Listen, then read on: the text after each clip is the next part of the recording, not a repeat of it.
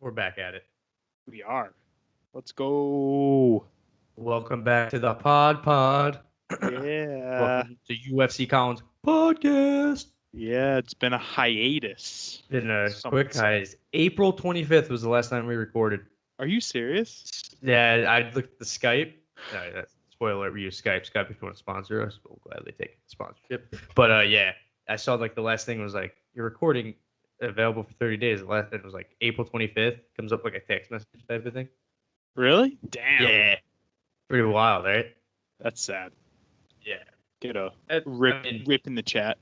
Yeah. I mean, we're back for a big-ass pay-per-view. Hell yeah. No better way to make a comeback like Mystic Mac and Dustin Hot Sauce Poirier. Yeah. We're back. We're back. Hold on. My fucking laptop sounds like it's going to explode right now. I haven't used this thing in 2 months. I don't know why, but yeah, we're back. I think my laptop can only work if it's charged. Oh, really? Yeah, so I got the thing on, it's at 100%, but then if I take it out, it'll go down to 99 and it'll turn red, like if it's about to die. Oh, really?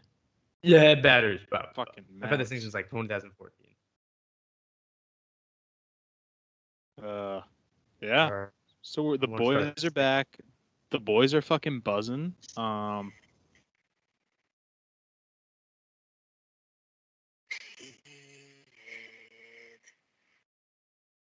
is that?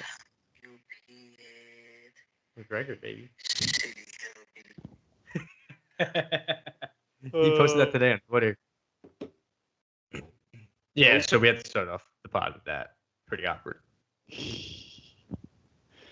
Yeah, but the boys are buzzing. McGregor's back. We're true McGregor fans. Yeah, this is how this whole thing started. Was over McGregor back in the January of 2021. Yeah. When we started the podcast. I remember taking notes in my living room. All my friends were laughing at me while I was taking notes. It said, "Big pod coming out. Better watch out." Freaking the internet. Yep. Then we got 300 views on one, and it was downhill from there. Downhill. Well, hey, man, we're treading water. We're back. We're coming back with an impact. Like McGregor's left hand about to be on Poirier's chin, or even a rear naked choke underneath Poirier's chin. Who never know? Yep. Second round knockout. Second round knockout. Is that your prediction? We're going straight into prediction. That's Love it. Straight prediction. Second round knockout. McGregor is back, baby. I think he's back. I gotta go with you on that. However, there's a small little inkling. I see a 4th round submission. Dustin Poirier. Yeah. If Poirier were, because I gotta be honest, dude, it's not like it was the Cowboy McGregor fight. Or even going into the last fight of Poirier McGregor, where I was like, McGregor's a sure, like, gonna walk in the park type of fight, or this is how it's gonna go down. But Poirier after the last fight, the big thing is it was the leg kicks. You see the clip on TikTok, Instagram, or YouTube rather, of how that, like, if you think about it, McGregor was piecing up Poirier pretty well in the boxing stand up, and then just those leg kicks really wore him to where they flipped in that corner when McGregor's back was against the cage rather, and it was just like boom, leg kick, and he just got tired and then got clipped because he dodged a couple of those punches before Poirier landed a good one. Yeah. So you think a second round TKO or straight KO? We'll go TKO. Second round TKO, but yeah, McGregor's back, baby. He posted what was it? The follow request. You want to comment on that? I think it was a message. Like, when you get a DM, but you're like that popular to where you have to accept, decline, or just ignore. Type of thing. Like if you follow supermodels or like Bleacher Report, you'll get those DMs. If you check your DMs and you check requests, I got 2 requests right now. You got 3 requests? Damn. Yeah, ready? I got this Jeff Thompson character. Yeah. You could hit that accept. Dude, you should definitely click on that link. That's definitely a really good link. It's not live. It's like I can't click on it. Oh, it's a dead link. It's a dead link. So I'm gonna delete that. You should definitely copy and paste that though, and like. See what it's at. Next thing you know, your bank account's drained. It's either drained or I'm going to be in the newspaper for like something not good. Yeah, so who was it? His wife, Poirier's wife, tried to send a message to McGregor, but didn't have the context of the message, right? No, just said accept or ignore or block or whatever. Looking at it now. Yeah. About looking for for the money that he's promised. Yeah. That he never gave. Right. And then, but then they never gave him a plan on what they were going to do with the money either. So 50-50. Yeah. Yeah, exactly. You know, I don't think McGregor he didn't get any flack for that, which I don't think he should have, which was pretty good. At first, people's initial thought was like, oh, what a piece of shit. But then, like, he came out and said that. And it was like, oh, all right, makes sense. And then I think it was about mid-May, maybe early May. He donated to a charity in New Orleans, but a separate charity from Poirier's.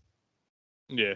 So, I mean, if you want to look at it from a charitable standpoint instead of like a benefit thing, like at least he stuck up to, at least he sent money to that area type of thing. You know what I mean? Like I know it wasn't towards Poirier's charity, but at least it was going towards the same similar community. Exactly. I want to look at the good at it. So you think with this fight, you think there's real animosity, or do you think it's just fake? All fake. I think. Really? Yeah. I'm not gonna lie to you. I don't think Poirier wasn't supposed to like start. I don't think he was supposed to start that shit with the charity stuff. I think that was kind of. I think that was kind of out of left field. And I think that kind of low key ticked McGregor off a little bit. You think so? Yeah, I think so. Because I mean, with every fight, there's always like, oh, there's so much animosity, and then they end up like hugging and kissing after the match or some shit like that. Yeah. But I don't know. You do that shit, and then I don't know. Poirier's stock after that has risen so much that I think McGregor's kind of like, wait, no, I'm losing a step a little bit. I'm getting a little mad. Like that should be me, not him. You know? You know what? You bring up a valid point because if you think about it, right? Like Poirier's stock rose to fucking rooftop pretty much since that knockout, to where he pretty much was like, all right, either fight for a vacant title against Oliveira or Chandler, or the McGregor fight to beat up another guy for a good payday. He checked like when you have that option, and McGregor was the only option was to fight a guy ranked below him or a rematch.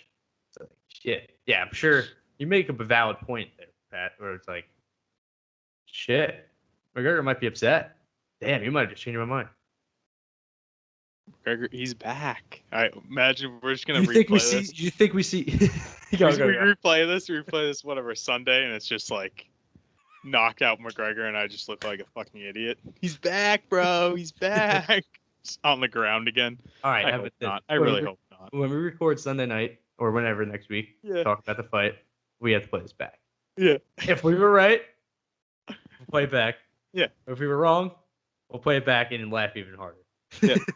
Okay. Either way, I'll make for a great TikTok. Either way.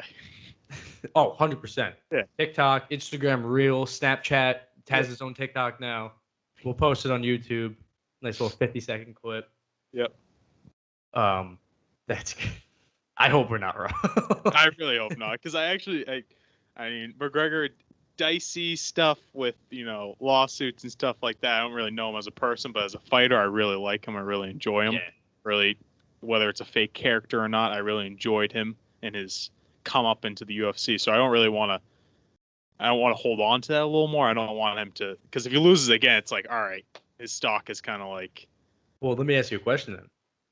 Do you think if he loses, let's say he loses by knockout, right, or TKO, similar to last time, think he retires from MMA? Yeah, or he kind of goes into like. I don't want to say Nate Diaz, because Nate Diaz actually legit loves to fight, but like kind of like it's like still kind of a high money grab. He'll get some views, but he just fights when he wants to fight. He'll come back and fight like. I could see that. I mean, Nate Diaz literally just wants to fight just because he wants to fucking fight. I mean, we can get into that because we didn't talk about that, but the Nate Diaz fight, and he says it, man, and he says, and like. I thought about this watching the Nate Diaz Leon Edwards fight. If people don't know what we were talking about with Nate Diaz, UFC 263. that fight and that last minute of that 5th round, really something hit me. It was like, this dude says he wants to fight the best. Leon Edwards proved he's one of the best by piecing up Nate Diaz the way he did. Oh But yeah. also, Nate Diaz is no Joe Schmo because he pieced up one of the best welterweights in the world right now in that last minute. And Yep. like breaking down that fight, I was watching it, and that was what Nate Diaz was looking for and hoping for from the opening minute of the first round. It Yep. was just a matter of when it was going to land. And the damage that Leon did was a little bit more, obviously, more noticeable than what Diaz was trying to do, which Diaz was a smart game plan of just, all right, I'm not going to stand here with him because he's probably going to be a better kickboxer or boxer than I am right now. But I'm going to try to ploy him into these weird tactics where he's going to get frustrated and start swinging for the fences, opening up that left hook, and the chin is going to be there. And that's what happened. And it was such a great performance by Nate Diaz, as well as a great performance by Leon Edwards. And it was amazing to see. Yeah.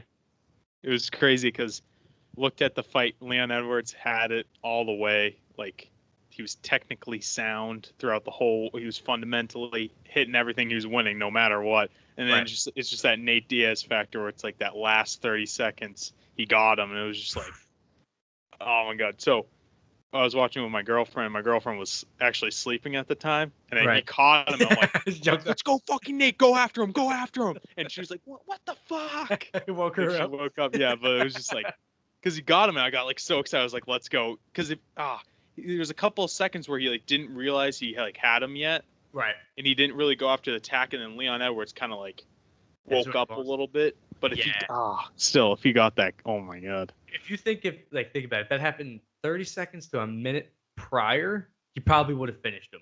Oh yeah, because I feel like he would have had a little bit more in the gas tank because he had nothing at that end. It showed in his punches, the way he was swinging.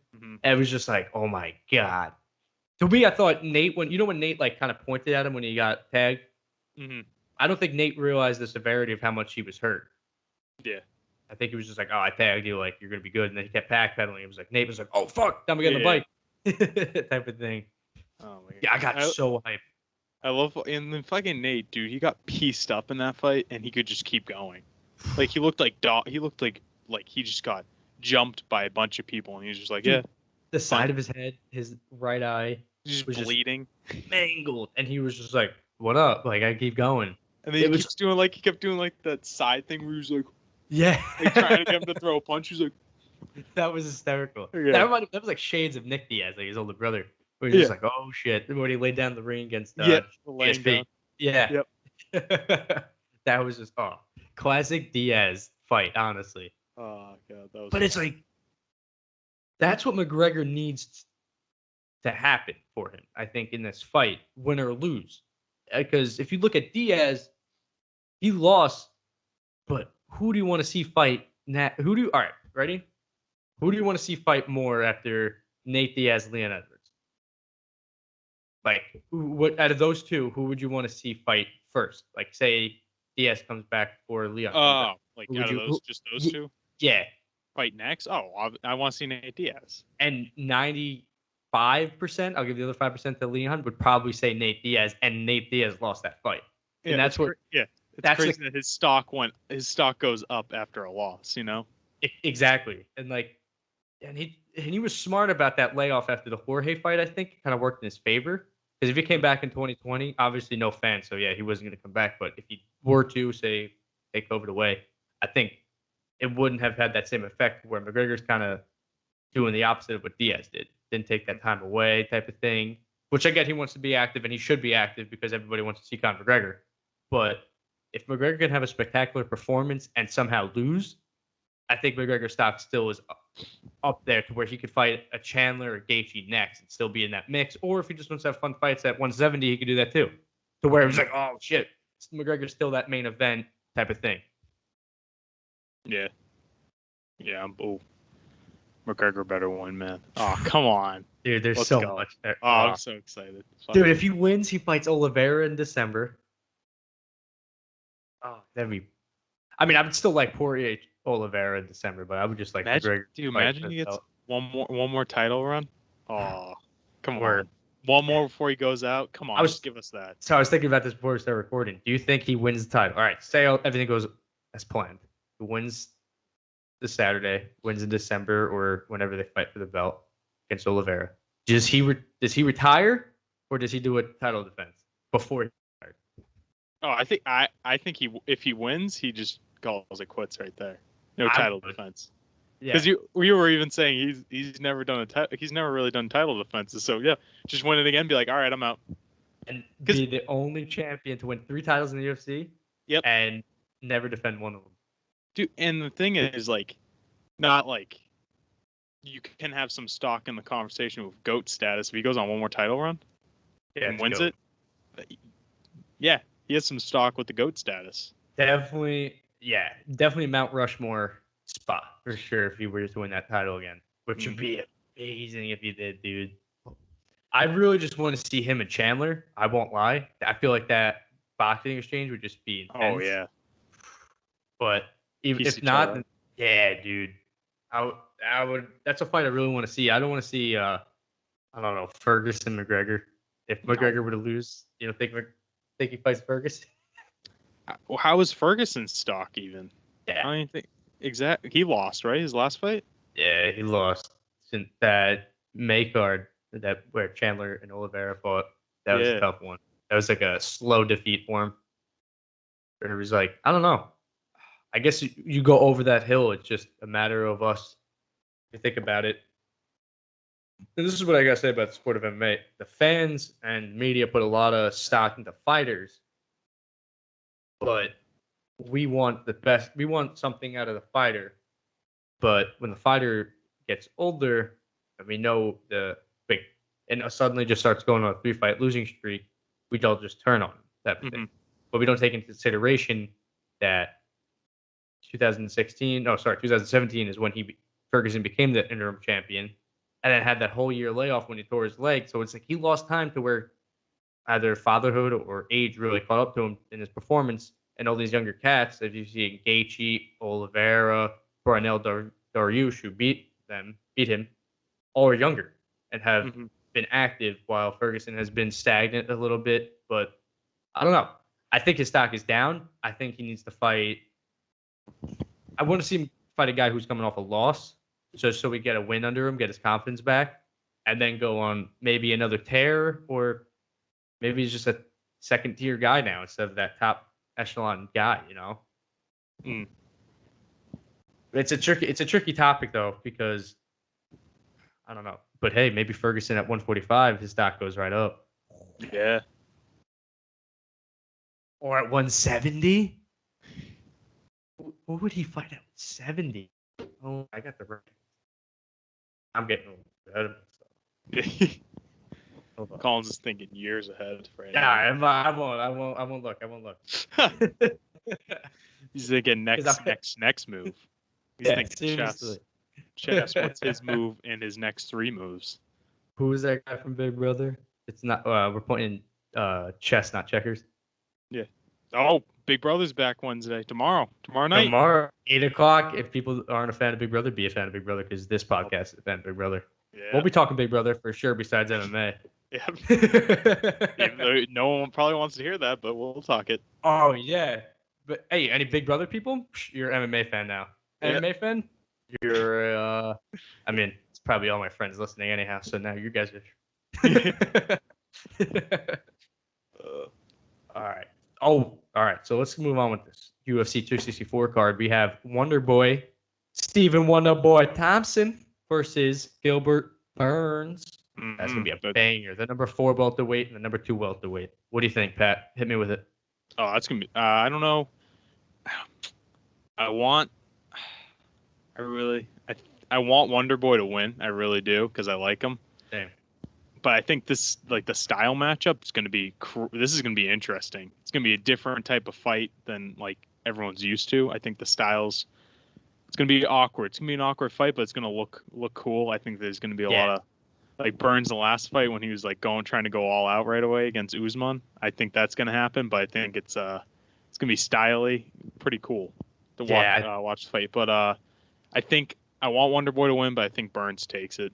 I think so. Decision or stoppage of any kind. I want to say decision. Yeah. I think so. I think that's how you beat Wonder Boy.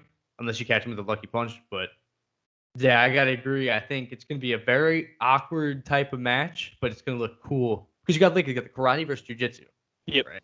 So it's like we're going to take that, but how close do you want to get with Wonder Boy to where he has got that lateral movement that you don't see every Saturday night in the octagon, to where he can just sidestep, kick you, punch you in weird angles, and Burr has to watch out because if he comes out the way he did with Usman, that might be a dangerous tactic for him, but also might work in his favor depending on how Wonder Boy comes out fighting. Exactly. In the first round, rather. But I think I look at this fight and as a remember when Wonder Boy fought Woodley twice? That we can't forget, obviously. But Yeah. I think it's gonna be something like that because you got to think Woodley was a wrestler but had great knockout power and wasn't afraid to shoot for a takedown on Woodley. Like, oh no, Wonder Boy, like how he did. I think that's what we're gonna see, a similar game plan. I think from Burns. However, I just don't know if he could pull off the amount of takedowns Woodley did in that fight. Yeah. So, yeah, I think you see I think I'm going to go with a Wonder Boy win by decision, but I wouldn't be surprised, like you said, if Gilbert takes it. Yeah. It's going to be it's a toss up. That's a big toss up. And if you're a betting man, don't bet. Yeah. Exactly. Yeah. Bet on the main event and bet on Sugar Sean O'Malley because that's definitely a hit. But Yeah. I think that's what's gonna happen. What do you say? So I saw this, like, it was a TikTok clip from a YouTube video, and I don't know who the guy is, but I think it was Wonder Boy and him. He went to one of his training sessions, and they were like showing him how they like conditioned their shins for like leg kicks and stuff like that. Have you ever seen stuff like that? I haven't seen Wonder Boy specifically, but I've seen like Muay Thai fighters. They'll kick it up against like sheets of bamboo and whatnot. So yeah. I don't know if it was Wonder Boy. I kind of just, he looked like Wonder Boy, but I don't know. It could have been a different white boy. It could have, But so, dude, he's like, so they're like, literally like they have the leg down. They're literally just rubbing a fucking like a huge like wooden stick, metal stick too, on the shin, like really, really hard. That's how they condition it. So they go quickly up and down, up and down.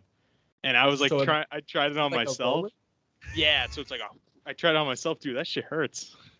So you take so is it like kind of, so take like a, take it like you like a roller, a roller, like you're rolling out the muscles, but you just do it straight on your shin. To the bone. Up and down. That hurts because it's straight. It's like right on the bone. Yeah. How long did you do it for? Oh no, I did one, and I was like, I didn't do really that hard, but I was just like, nah, I'm out. Yeah, I just want to test that shit out. No, but in the video, the YouTuber does it, and he's like, he had to take a walk. He's like, what the fuck? It was pretty fun. Damn. Yeah. I gotta try that and let you guys know. Holy shit. Yeah, those like guys kicking with shins and shit, the way they condition them is wild. I mean, if you see Tony Ferguson on YouTube, even, that's a perfect example of him kicking a lead pole. Like, that's another tactic that they do. But yeah, I see Muay Thai fighters in Thailand or wherever across seas and just hitting trees with their legs. And you see the bark just flying off, and you see the red marks on their legs. And I'm just like, how the hell this does not? Whatever. How's the leg not, like, especially the metal ball, how's the leg not wrap around, like snap? I don't understand that. I don't understand that either. I guess you hit it. Wait, what do you go, like 85%, 75% instead of 100%? Oh, you got to condition shit where it's like used to anything at that point. That's crazy. But yeah, I don't know if it was Wonder Boy, but that's yeah. I saw that and I was like, wow, damn. I know, because I do follow Wonder Boy's YouTube channel. It's also pretty good. He does have a video on that. I never watched it, but it's also, he talks about how to condition shins. So I might watch that. See what he says. Collins is gonna start conditioning his shins. Oh, my shins are gonna be rock solid. Don't square up with me because I will head kick you now. But yeah, talk, baby. Oh, July 31st. In loading at Nick Rizzi, at Kyle Horsa, at Reed Keller, at Dylan Moron. Boys, we'll have a live podcast too. Live podcast. Oh, that's right. I guess we're gonna all right. So what is it today? The 6th. Check out weekend of the 30th and the 31st and the 1st of August. We will do a live podcast from Montauk at the Busy family residence. Yeah, we'll probably be drunk, but yeah. Oh we'll be yeah, we buzzing. will be. Something will be inside of us that will cause us to be laughing gas. Yeah, we'll just be having a vibe and a good time. Uh, Probably will not talk about MMA a lot, but if you Nope. like sports and other stupid stuff, Yep. check in on the UFC Collins podcast. Chan. Yep. Get that. We'll go live. We'll make a live on YouTube. I don't know how that works. That's the logistic Oh, man we behind that. can. Oh, We can do it. You could do a live oh, stream on YouTube. that just got big morale right there. Yeah. Oh, I'm hyped. So you went to Montauk. Is Montauk back? Montauk is back. Yeah. Never left. Yeah, seriously. It's like the point. Went to the point that weekend. Yeah. Yeah. Did not miss a beat. The only thing that has changed really is some of the stores went out, but Yeah. other than that, it's packed. Oh, we got Uriah Hall Oh, you're right. Oh, Saturday. No, that's a 6 p.m. card. Oh, it's even better. yeah. It's even Midday. better. We could record and then go out. Let's go. Like fight companion. Let's go. Fight companion, like a little JR reaction. The boys. Boys are buzzing, baby. Oh, I'm so excited for that week. Oh, I'm pumped. All right, let's see. Oh, we got some judging news in the world of MMA yesterday at Verdict MMA that has now followed UFC Collins podcast Instagram after I gave him a shout out. let's go. Yes. Do you know much about Verdict, Pat? Zero. I just got a notification they commented, and then I was like, all right, this is cool. That's pretty cool. Well, so the PFL, also sidebar to that, we now cover PFL events and Bellator events with the pre-fight press conferences, post-fight, what else? Interviews, as well as weigh-ins as well. If I have time, I have a 9-to-5 job, so I don't have time to do it during the day. But at night, post-fight interviews is when we really do it. Hashtag Kayla Harrison, what up? Give me that stone cold answer. I loved it. Yeah, she's kind of a jerk about it, to be honest, but I understand it. Yeah, I understand. I was nervous too. That was probably my first questions I asked to a main But eventer. I don't know, the face reaction just made me like, I was like, all right, really, you know? Yeah. I was like, all right, calm down. Like, I was you're in the not to be a dick, but you're not in the UFC, all right? Yeah, like you're good, but you're also 10-0, but you're also amazing.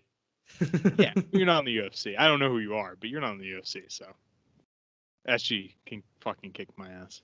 Yeah, seriously, I was about to say she kicked both of our asses with one hand. That's fine. That's fine. That's fine. Make some great content, so do it. Kayla Harrison, UFCollins on the Instagram. If you ever want to kick two boys' ass with one hand, you know where to find us. Yep. Not going to give you where we are, but you can find us on social medias, and we can get that together and make us go viral. It'd be amazing. It'd be great for your stock. But Verdict MMA is so instead of the 3 judges around the cage, it's just more like a fan worldwide voting thing. So I have the app. They have the app you can download. People are very interested. I just downloaded it a few weeks ago. It gives you a schedule. Oh. Your fight coming up. And then you can do your picks. So that, like your pre-fight picks you can do. And if you click on, so let's go Brian Hall or Nico Price and Michelle Piera. We're not even sponsored. No, we're not sponsored by them. We're just hyping them up. I love it. Yeah, because I think it's amazing. So if you go into here, you can. This is your.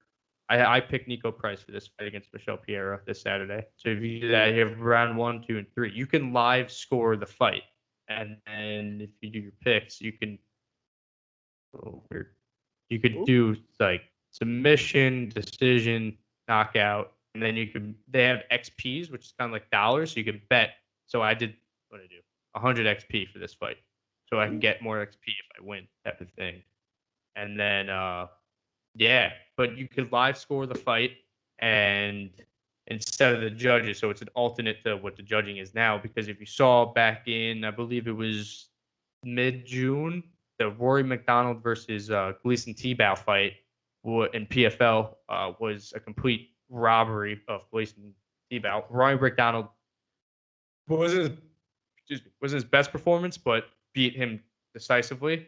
But the judges gave it to Gleason Tebow, and people were upset. But Verdict MMA is alongside PFL, and they had Rory win that fight, but the judges. So what happened yesterday was they got officially backed by a big company alongside a couple MMA fighters that headline Askren and a couple other fighters.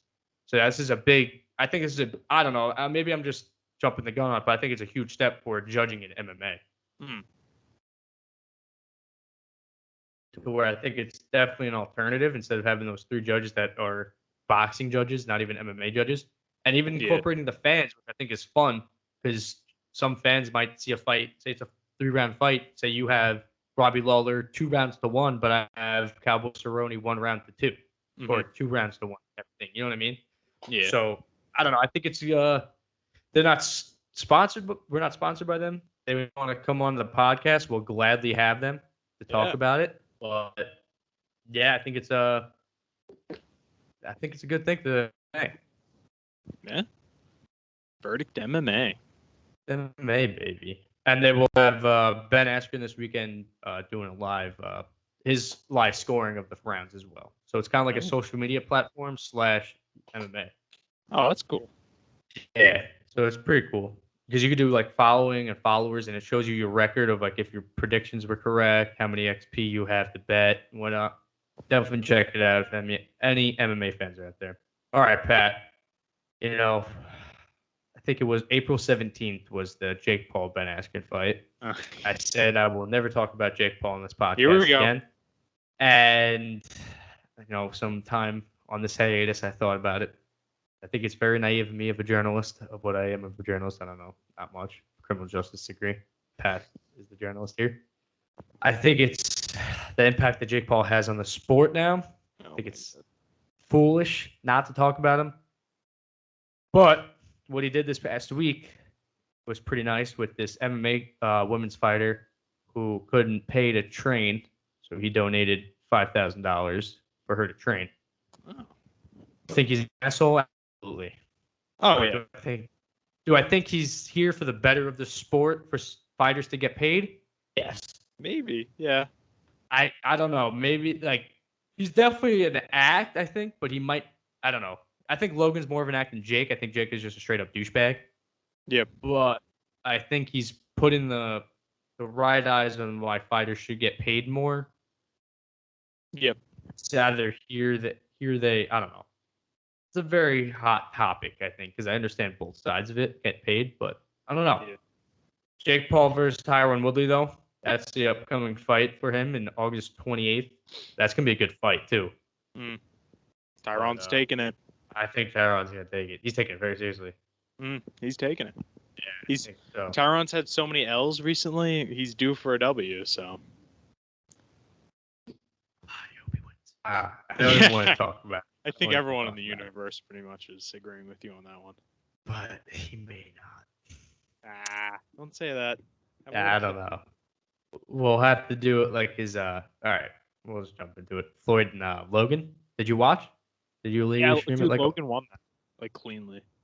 Bro, huge win, like Brendan Schaub said in the locker room. Huge win. Went 8 rounds with the best. You had him in all 8 rounds. Oh my god. That was just a masterpiece by Floyd Mayweather. You know what? Like I was kind of like I wasn't gonna ever buy the pay-per-view ever. That wasn't even a thought in my head.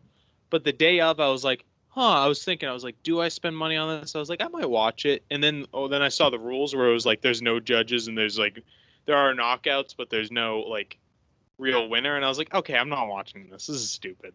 Yeah. And it's funny because they use the knockout thing to get the eyes on the fight. Yeah. But ready for this? You have Logan Paul, who's only had 1 professional boxing fight, or if you want to count his amateur fight with KSI, that's fine too. But you also have Floyd Mayweather, who hasn't knocked anybody out in about 5 to 8 years. Yep. So when you take away the judges, to which Mayweather has had I don't know how many fights since his last knockout be a decision. The KO thing does not make you appeal that fight because no one's getting knocked out. I mean, you have to be silly not to think that Logan had a puncher's chance of knocking him out because it is a fight. But it's Floyd Mayweather, one of the best boxers in history of the sport. So we knew he wasn't going to let that happen. I don't think. But I think Floyd looked spectacular and he proved that he's the best in the world again against a YouTuber that was 30 pounds heavier and I don't know how many taller than him.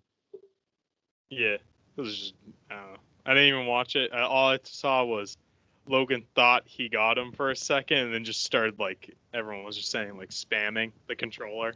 Yes, that's exactly what happened. Yeah. All right, so let me ask you this question then, because there was some controversy on this one. I think Floyd hit him with an uppercut, and then he kind of fell down into Floyd. I don't know if you saw that on TikTok or not. Do you think he was knocked out? I don't know. I didn't think so. I would have to see it in full normal time. You know what I'm saying? In slow motion, it does look like he was knocked out, but I would need to see it in the full clip to act. I mean, I wouldn't be shocked either way. Yeah, that's true. That is also very true. Mayweather's probably just thinking, "Oh, I'm going to hold him up. Hopefully, it comes to. Let's make this fight a little bit better." Yeah, for sure. I mean, they did. I have the thing pulled up. They did. Ready for this, Pat? The numbers. Guess how many pay-per-view buys? How many? Yeah. What would a little hot and cold action right here? 100 mil? Was that too small? Too high. Too high. 50 mil? Pay-per-view buys. Pay-per-view buy. I don't really. Yeah. How many? Is a million too high? Million. Very high. So really? The highest pay-per-view buy. Let me see. I'll look it up. The highest pay-per-view buy in MMA, MMA and boxing. Can you see me? Yeah. I had to move my camera. UFC. Highest.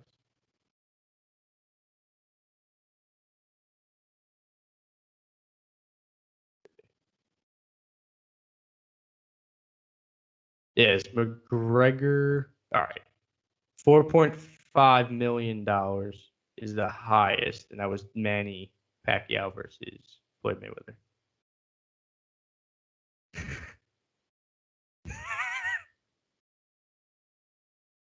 Oh no, Pat's frozen.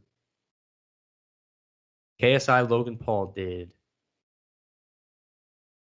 1.3 million pay-per-view buys.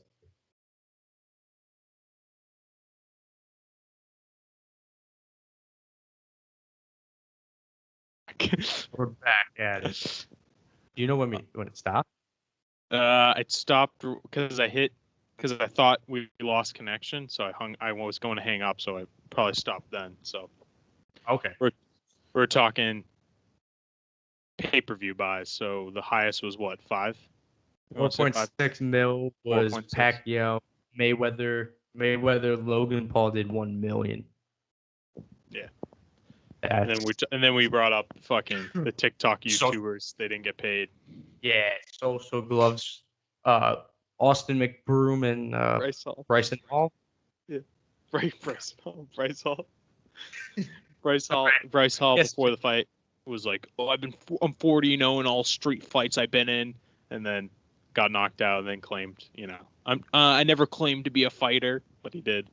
So yeah, he went out of his way, got his his stock ruined, and then didn't get paid. So see, that's exactly how those YouTube fights should go every time. No one get paid. Somebody gets knocked out badly because no one knows how to fight. They say they know how to fight, but they don't know how to fight. Mm-hmm. So it makes sense. It makes perfect sense why nobody's getting paid. I wouldn't pay them either. No. It's fucked up, but I wouldn't pay them. No.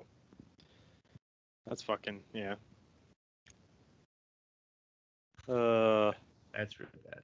Oh, hey, so gave us talking about it. What were you saying? Yeah, how was fucking Greg Hardy on the main card? Yeah. 264. So What? because hey, he's on a McGregor fight card and people know him. So hey, what's tune in? Eyes gonna be on him. ESPN's gonna be covering it. Yeah, I don't know. And I think he's just coming off a loss too. That's so stupid. A, should not even be fighting. B, he sucks. And C, he should not be on the main card even if he was fighting.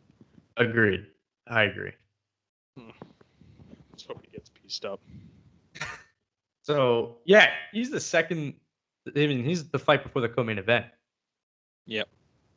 But you have Sean O'Malley and Chris, some other dude that they just signed off the street. Yeah, right? That's his debut, they're saying. Yeah. Excuse me. Oh, he's been smoking the reefer. Dude, I have this terrible like congestion. Hope it's not like COVID. But Dude, what is COVID anymore? COVID doesn't exist. dude, COVID's gone. America's healed. America has healed. Yeah, so Sean O'Malley versus Chris Montano. Sorry. Last minute late fight announcement. Sean O'Malley probably should have fought a guy ranked above him or a ranked guy. Mm-hmm. But they keep throwing him, as Cody Garbrandt would say, tomato cans. Probably will knock this guy out. Bet the house on Sean O'Malley. Mm-hmm. Or if you're me, bet the house on this guy, Chris with the K. Yeah, why Chris not? Because, hey, you never know. Sean Underdog. O'Malley?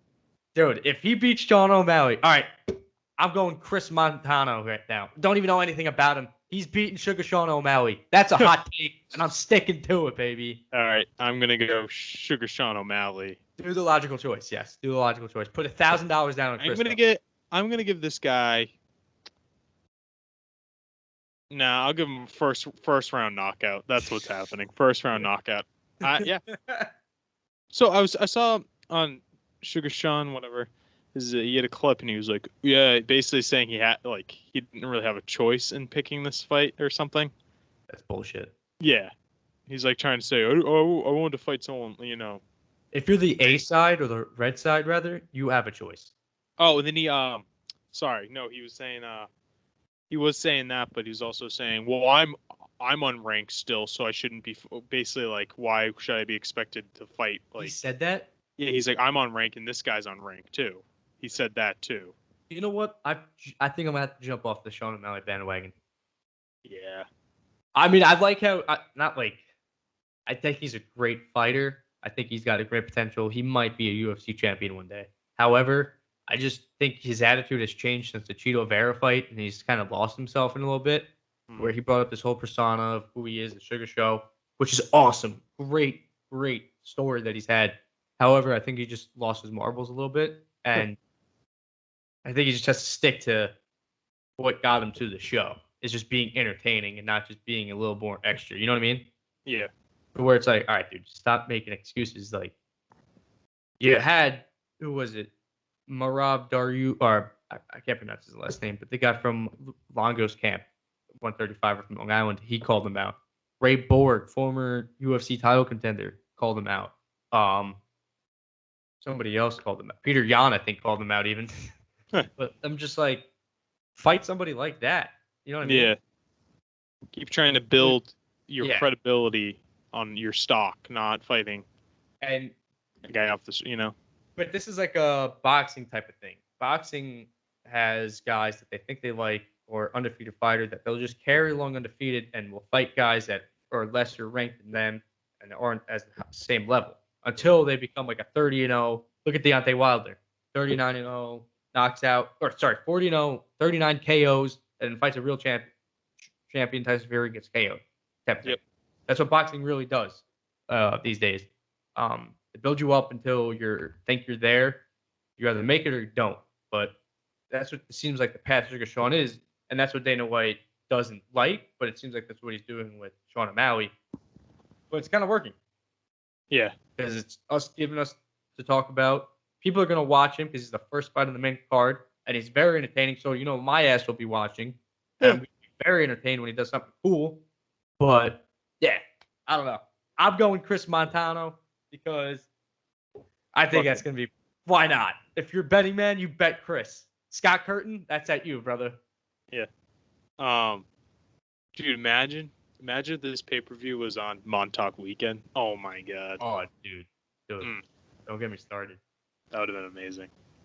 Don't get started. All right, so now let's go. Let's just do the UFC 264 predictions before we get to the Francis Ngannou drama. Yep. Who do you like? Irene Aldana versus Yana Yeah.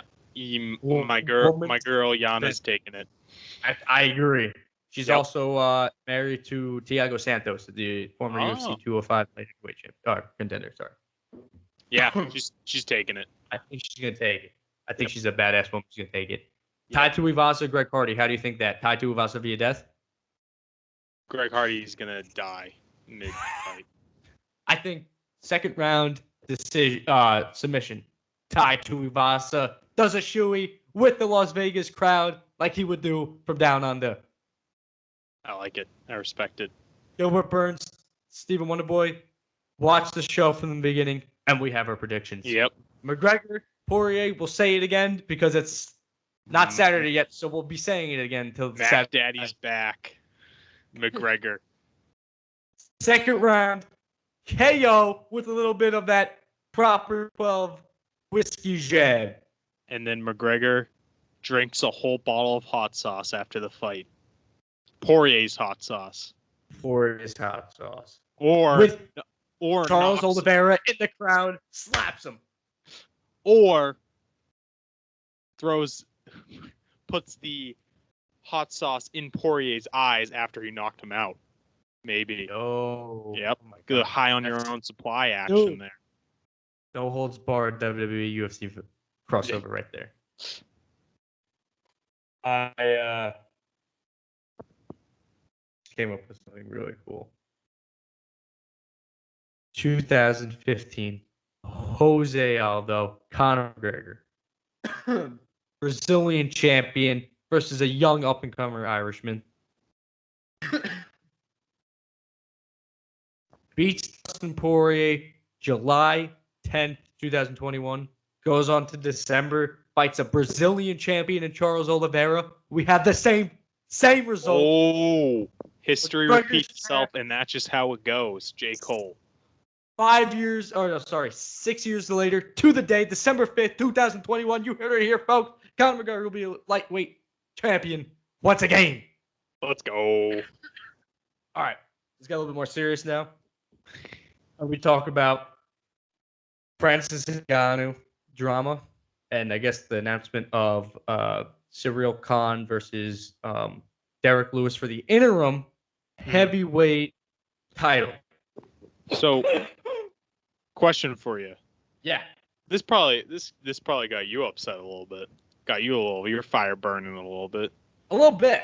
So, just a little bit. My only, you want to do that shit, that's fine, but just treat everyone the same in the company. That's equally.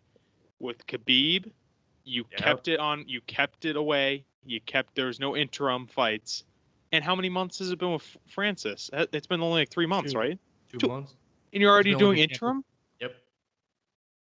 What? He's not out with an injury.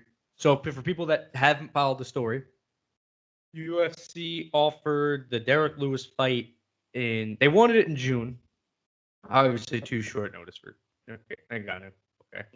But then they said August in Houston, because that's where they're gonna do the fight. Lewis. And Ngannou said he wasn't ready for that, but he's down for September. And that's what the UFC was going for. And pulled the hat out of his behind his back, and they announced Derek Lewis and Ciryl Khan in Houston, Texas. Or an interim strap when Ngannou was perfectly healthy. And I heard from Ngannou's head coach, Eric Nixon, saying that they were prepping for a September fight camp, getting the camp game plan going for that September card. And for whatever reason, UFC just pulled this behind them. And yeah, to answer your question, they got me boiling. Yeah. Because like you said, Khabib Nurmagomedov, fought once a year, but was never threatened to take his title away. Mm-hmm. Now, if you want to go a HR perspective, you could say because he celebrates Ramadan, he religiously couldn't compete. Okay. We could go another fighter. We can go John Jones. You didn't even force John Jones to vacant when he said he was going up to heavyweight. John Jones just vacated. But there was a whole year and a half, or sorry, a year before he did. Excuse me. Stipe Miocic is one person that I would say got the same treatment as Ngannou did. Stipe fought it, though. Mm-hmm. From what Ariel Helwani has stated in a Twitter thread, is that Hunter Campbell, the lawyer of the UFC, has tried to do this with multiple champions and wants them to compete and has forced an interim threat on them. And that's pretty much what he did in Ngannou. And Ariel has said that Stipe had gotten it the worst. So we'll give that an exception because Stipe did really fight once a year towards the end of his reign and his rivalry with DC. We could go another route in Tyron Woodley. Tyron Woodley he defended over a 4-year span of the welterweight strap 4 times. But he had only fought once a year, maybe twice if he was lucky. Now, yeah, to answer your question, I don't know what to say about that. Yeah, I don't think it's fair to Ngannou. No. I think it's very. I mean, I understand you want the Derek Lewis effect in Houston. I get that, and I want Derek Lewis to win. And I feel like Derek Lewis is getting a lot of flack for this. And same with his opponent, Ciryl Khan. They have nothing to do with this. They are fighting for a championship. Happy for them. I just don't think the circumstances are correct, and that's on the UFC. However, or along with that, Ngannou is you have 3 African champions right now: Usman, Israel, and Ngannou. You want to really build an African fight card, have a fight down in Africa in 2022, 2023. You don't do this to Francis Ngannou because this leaves bad taste in fans' mouths. So now, and this is what's going to happen because I just see it happening. So they do this in August. Ngannou says he's probably going to win. They're going to try to push him to a Africa card, and they're going to be, oh my God, Ngannou's the best ever, heavyweight, whatever. But you're going to be like, whoa, let's back up 9 months. Say this happens in April. Mm-hmm. What happened to him when you gave him an interim fight when you didn't have him have a fair chance to defend his title? You know what I mean? So I think that's what's probably going to happen. I think that's very naive of the UFC to do. Because fans get upset, but they never forget. Exactly. And UFC fans, although I'm a casual, but still they're smart people. They don't really they don't follow with that fake bullshit most of the time. They can see right through that. So, and I just go back to Khabib because you look at Tony Ferguson, who is more deserving of a UFC title fight and booked fight for Khabib, and 3 of them were for Khabib's title, and it fell through. Whatever of those 2 sides are. But you still held Tony on the sidelines against a title fight, but you had Khabib on the sidelines for what? Doing nothing. Mm-hmm. But we want to call him the GOAT of all time. That's what my problem is with having him considered the GOAT. Yeah, he's beaten Gaethje, Poirier, McGregor, and Iaquinta for the belt. Yeah. Whatever. But when you only fight once a year, are you really that good of a competitor? Yeah. Yeah. But I don't know. I don't know. It's interesting, Pat. Very interesting. It's beating you up inside, I can tell. Oh, I'm pissed. I thought this was so disrespectful. It's insane. Yeah. But hey, it is a business, and they have to move on. And you know what though? I will tell you this. It's not surprising to me they did this, whether it was any division. Amanda Nunes, and nobody's talking about this enough. She's on that fight card. They had to make an interim the main event because her pay-per-view buys are 85,000. Alicia Spencer fight, which was June of 2020, 85,000 pay-per-view buys.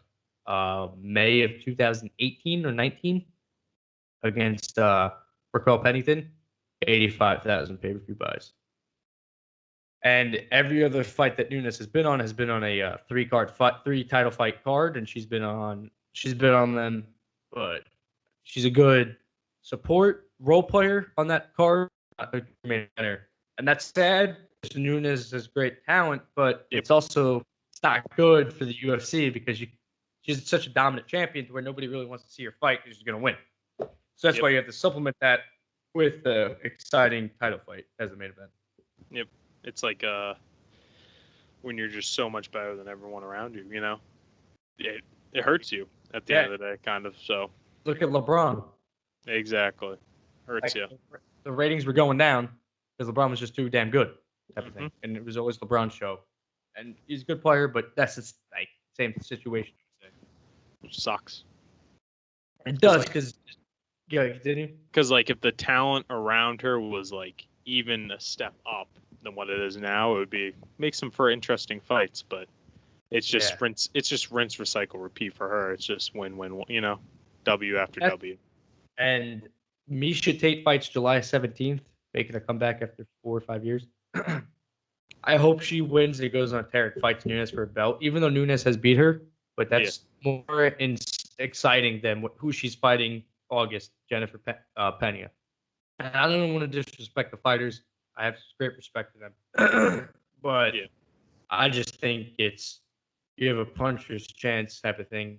And I don't know. It's sad, but UFC better fix this. And anything else you want to say, Pat, to the UFCollins podcast fans? No, we're back. We're here. We're here to stay. Yeah, we're here to stay. Yeah. We're gonna be covering the. We won't cover UFC because we're not there yet. We'll probably be recapping this Saturday's fight card sometime next week, maybe Saturday night, Monday, earlier next week. Sometime this area of the week.